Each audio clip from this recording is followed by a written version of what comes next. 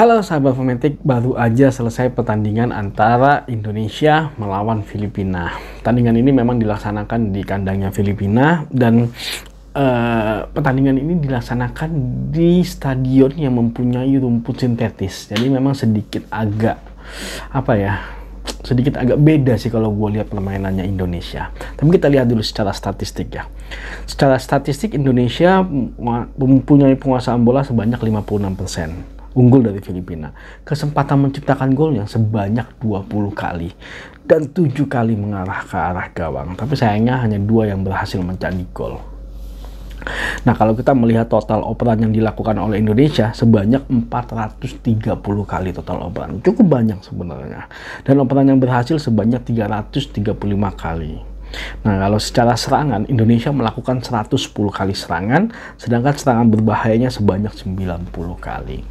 Memang tadi gue ngelihat di pertandingan itu Indonesia secara penyerangan sudah cukup baik ya. Memang secara strategi memang STI menerapkan strategi menyerang. Berbeda kemarin ketika mereka melawan Thailand. Karena ketika melawan Thailand, STI mencoba untuk meredam serangan-serangan Thailand dengan menggunakan 2 pivot yaitu Mark Locke dan juga Rahmat Irianto. Tapi kali ini justru STY menggunakan 2 gelandang serang yaitu Sadil Ramdhani dan ada juga Marcelino juga dipasang, Ricky Kambuaya juga dipasang, dan yang mempunyai pertahanan hanya Mark Locke yang membantu lini pertahanan dari Indonesia.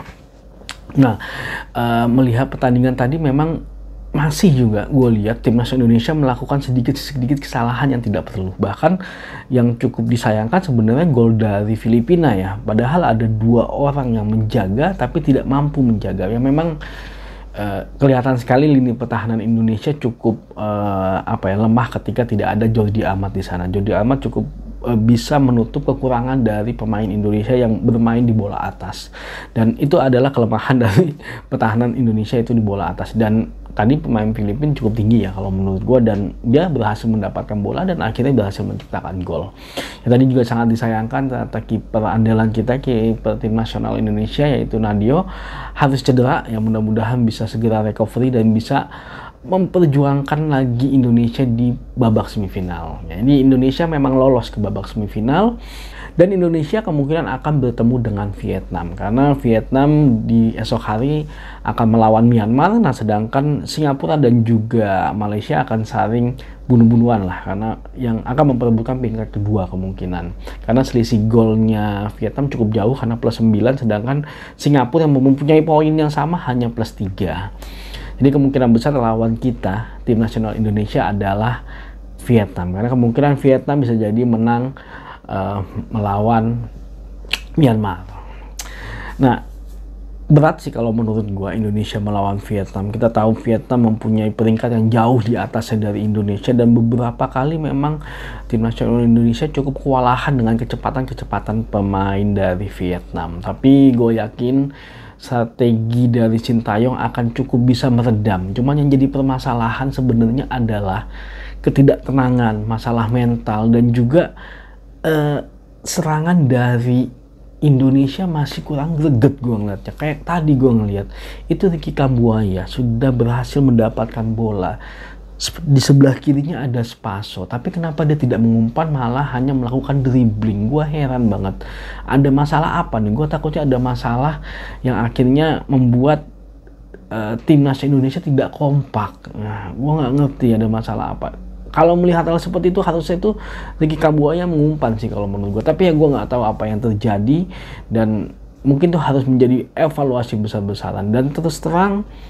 di pertandingan nanti lawan Vietnam, kalau tim nasional Indonesia masih seperti ini agak susah sebenarnya menurut gue bisa lolos ke babak final. Tapi ya mudah-mudahan STY bisa melakukan perubahan karena secara materi sebenarnya kita nggak kalah jauh dari Vietnam dan juga dari Thailand, bahkan mungkin lebih bisa di atasnya Vietnam ataupun bisa di atasnya Thailand karena mereka memang juga tidak menurunkan tim inti ya setahu gua, dan mereka juga lagi melakukan regenerasi. Nah, yang jadi masalah ialah tim Indonesia ini seperti masih belum menemukan jati dirinya. Itu yang masih sangat gue sayangkan sih sebenarnya. Ya mudah-mudahan STY mampu memberikan arahan dan juga memberikan wejangan yang akhirnya bisa tim ini bisa solid. Jadi agak nggak solid sebenarnya kalau menurut gua tim ini. Ya mudah-mudahan nanti kemungkinan sih di hari Jumat ya.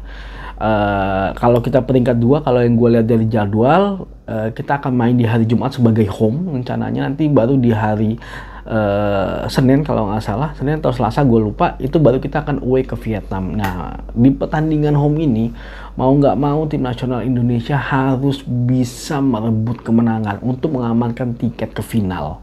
Kenapa? Karena akan sangat berat ketika kita nanti bertanding ke Vietnam. Dan kalau kita tidak bisa melakukan pertahanan yang cukup disiplin, tidak melakukan dan masih melakukan kesalahan-kesalahan sendiri, ya bisa jadi malah di GBK kita akan kalah dari Vietnam. Tapi kita harus yakin, mudah-mudahan Indonesia bisa menang di GBK melawan Vietnam. Mudah-mudahan Indonesia bisa juara Piala AFF kali ini. Sudah 6 kali kita masuk final tapi nggak bisa juara. Ya mudah-mudahan kali ini saatnya Indonesia juara. Oke, terima kasih sudah nonton video ini. Jangan lupa saksikan terus berita mengenai sepak bola Indonesia di channel ini. Maju sepak bola Indonesia, Indonesia juara.